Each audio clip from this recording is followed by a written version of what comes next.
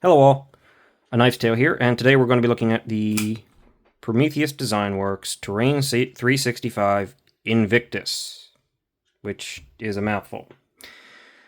This knife is titanium bolster lock or frame lock. I'm not sure if it meets the qualification of being a true bolster lock. Let me know down below. It's got carbon fiber overlays, and the steel is Terravantium, which is not steel. It's dendritic cobalt. It's made in the USA, apparently, and it is completely and utterly corrosion resistant. In fact, this whole knife is. It cannot corrode. Titanium does not corrode. The parts on this knife are all titanium. The bearings are, I think, bronze or dog. And the steel just can't do it. So, let's jump in to specs with about a 3.5-inch blade, about an 8-inch and an 1/8 overall length, and 4 5/8 handle length. Let's make a comparison. Hello, dog. I see you've come to bother me.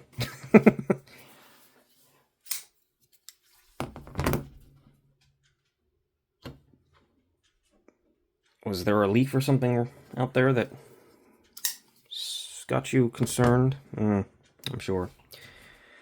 Alright.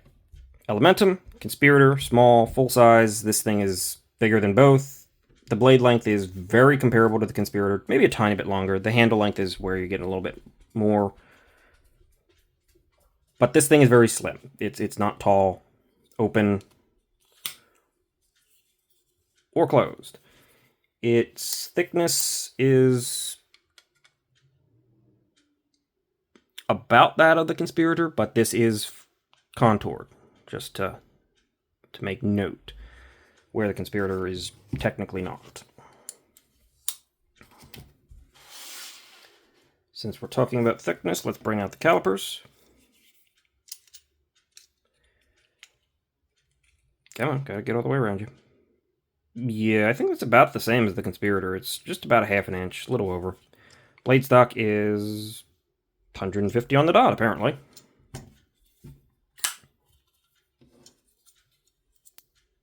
And behind the edge on this knife is... no, that's a little bit low. 15 thousandths behind the edge? Yeah. Okay, so that's not bad. I actually thought it was going to be a little thicker.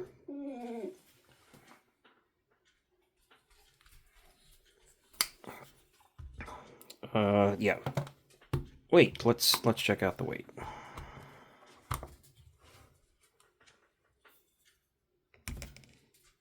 .49 ounces, so 4.5, 4.5 ounces. It's not heavy, but it's not... ratio's great. It's not an ounce an inch. It's hardly a heavy knife to carry, though. Hardware. Pivot is T8. Everything else is T6. I don't like that. It's only these two screws, and you can take it apart without removing these inlays, and the clip never has to come out. It is mounted from the inside, because it's not reversible. I don't like the T6 at all, but this is full titanium hardware that's probably been... I mean, here's my T6 right here. It's got decent depth. It doesn't feel like it's a problem. I have taken this thing apart. I didn't have an issue with it. I don't like seeing T6. No one does, but these seem decent, is where I'm going with this.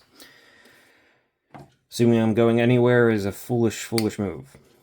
Okay, so the deployment method is, of course, thumb stud only. I wish this was chamfered down a little bit to provide a little bit better access to the reverse flick. You can do it, no problem. Oscar, my dog, has decided he wants attention. And he will get it as soon as I'm done here. Oh, he is such a needy dog. Such a needy dog. Where was I? Yeah. Thumb studs work fine. They have a glowing insert. It doesn't glow very bright. The knife is on bearings. And the action is pretty darn great. Super controlled, super smooth. There's no play in any... I thought I felt something there. No, it was just the lock bar. There's no play, and the knife is centered. And with this cutout here, they're going. It better be centered because you're going to know it if it's not. Ergos are great. I mean, it's super neutral. Yes, you feel the pocket clip. It is a deep carry clip, but it is a big popsicle stick on a narrow knife. You feel it. It's not uncomfortable in any way, shape, or form. You just know that it's thicker right there. Other than that, the ergos are super neutral, super comfortable. You can choke up. It's a shallow choil, so you do feel like you're a little close to the edge, but I still feel like I'm locked in pretty darn well right here, and I'm confident that I'm fine. And it's reasonably comfortable in the choke up position. I will say that this little transition right here is a little bit iffy. It's right on the edge of potentially being slightly less comfortable than the primary position.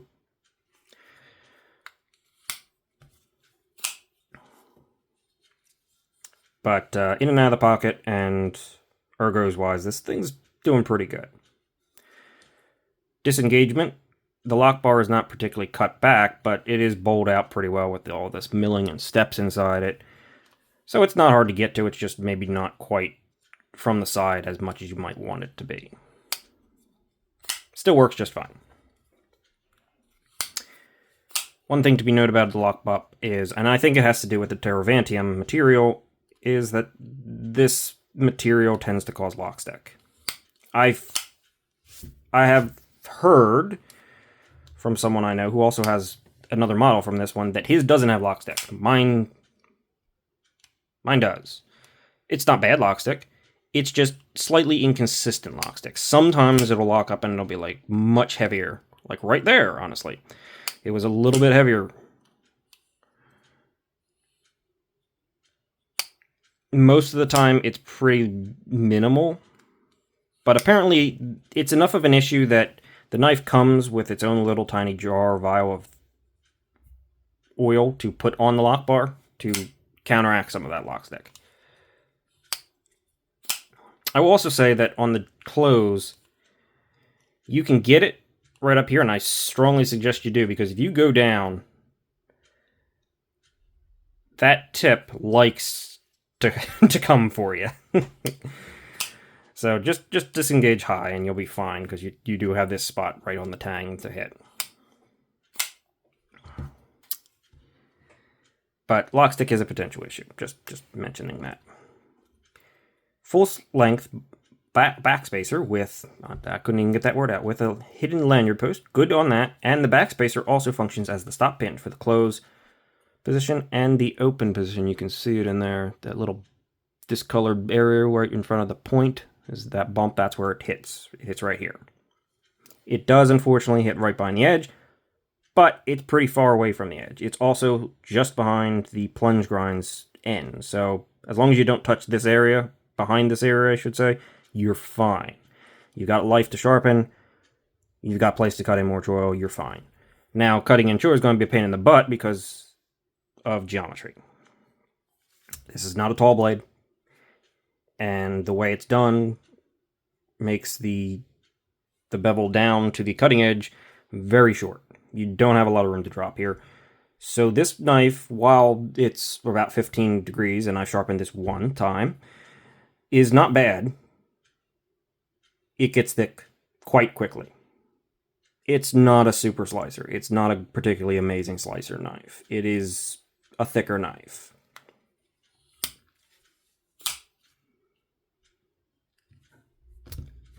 I mean, you have to take that for what it is.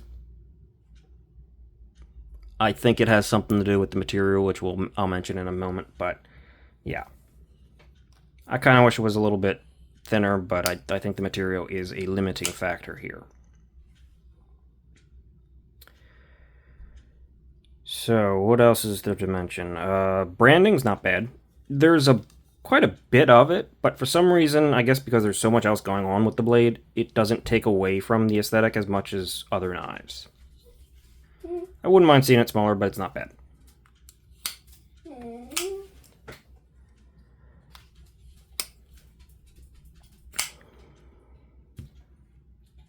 What else do we have to mention? I'm blazing through this one, and I'm kind of losing track of where I'm at even.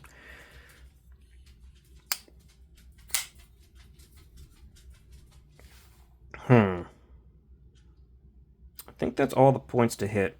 So let's just talk about my view, experience, and the price point of this thing, because that's where most of the conversation needs to be held. First of all, Terravantium is completely corrosion resistant, and it's supposed to hold a pretty darn good edge. But it can be brittle, which is why I think it has the thicker geometries. At least that's what that's saying to me on this knife.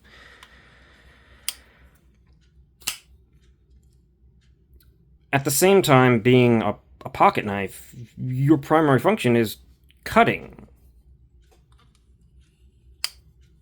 And being that it's a little bit more brittle means it's maybe not necessarily a hard use knife. So I kind of feel that the Terravantium is countering the function of this knife to some degree. Which is very unfortunate because, I mean, it's not only a nice knife, it's an interesting material to be completely and utterly corrosion resistant. Now, that said,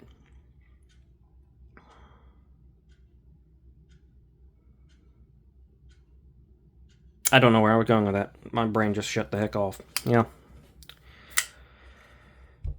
Honestly, there isn't nothing to be said. I feel that the Terravantium may be... It certainly serves a purpose. It fulfills an objective of a completely corrosion-resistant knife, but at the same time, it might be a little bit of a novelty and an unnecessary thing. Because LC200 and MagnaCut Werx, these are almost corrosion-proof, if not pretty darn corrosion-proof steels. They do not suffer from the same limitations, at least to my understanding, that this steel or material, cobalt, does. So I'm not sure if it's necessary. It also sharpens a little differently. I found my stones a little more ready to skate on this thing a little bit.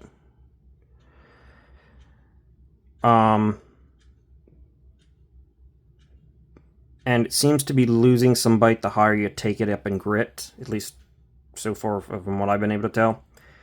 Really, if you want to look at sharpening, especially on Terravantium, go to Neve's Knives. I have no problem shouting out another channel. He's bigger. He's a sharpener. He's got much more experience. He's done Terravantium a few times. I know. See what his experience and what he says about it.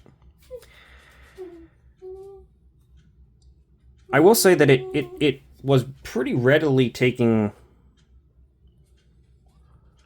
It was pretty readily getting towards looking like it was going to take a polish. This is not a polished edge by any means, but it's got a lot more reflectivity at this, 1,000 grit than some other knives have. So, I don't know. I don't think you want to polish this thing, because I think it would get slippery and lose its bite. But I guess you could. Yeah. Final thing to mention here is price point. This is $395, which is... that hurts. This is a Chinese-made knife. The steel, or the material, is made in America, but the knife is made in China. For Prometheus, Design Works, Terrain 65, whatever they want to call themselves. Now, the material probably has a big factor in that. This is a well-made knife with really good action that's got a lot of details.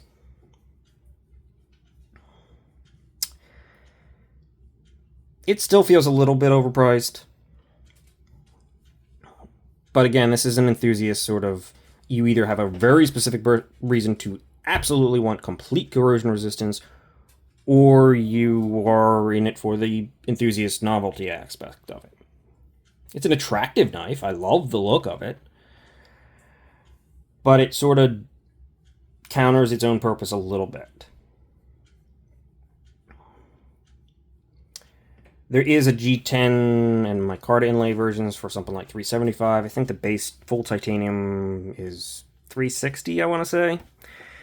There's a number of different versions. There's like the ATSP version, which is $385, I think, for the base version. It's full titanium. I don't know what the difference is. Maybe it's bigger or something. There's a slightly smaller version of this thing. There's a lot of letters thrown around.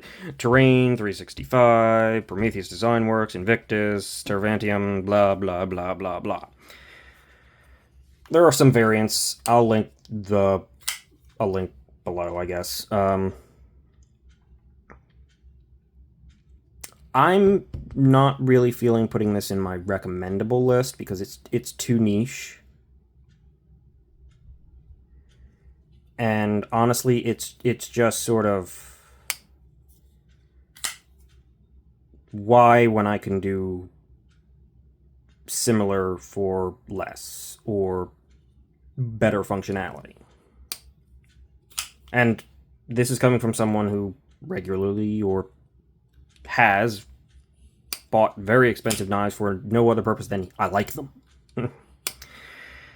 And that's part of the reason I bought this. I like the looks of this. It's a good looking knife with that spear point and the little fuller and everything. It's got its thing going on. So if you love it, yes. If you really need specifically no corrosion, sure, give it a shot. If you're looking for your everyday really good cutter, probably not. And it's a bit expensive to not really fulfill that role as well as it maybe could be. There is a variant of this that the same company makes within the Tervantium. They actually make two knives. There's an Otter, which is a much smaller knife. That knife has a full flat grind. That's probably the cutter. There is also a clip point knife that looks very similar to this. It's a bit bigger, or at least taller. That has more room to drop. That's probably a better cutter. Those are probably your better options, and that's part of the reason why I'm not really putting this one in the recommendable position. Mostly because you want the aesthetic, or you can probably do better in the same field.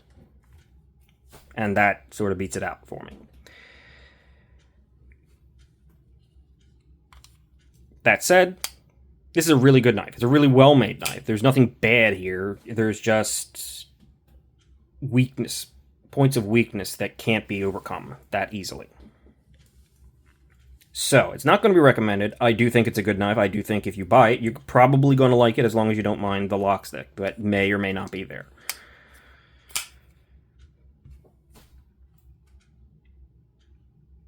One thing to note, there is a collab version that ProTech has licensed this design for, and ProTech, it makes their knives completely in the USA. So you can get a USA-made version of this knife. It is automatic. It is aluminum. It's probably going to be in magnet cut steel, so it's still basically corrosion-proof. The spring might be corrodable, which is kind of an unfortunate downside. Maybe not. Who knows? Maybe they take the extra step and make it completely corrosion-proof. That'd be cool. That's about $360, and yes, that's expensive too, but that's a fully USA-made product. And honestly, it may, because of the Magna Cut, have slightly better geometry. I don't know. I don't have experience with them. But if it did have better geometry, then that would probably make it the better buy for this knife, or this pattern.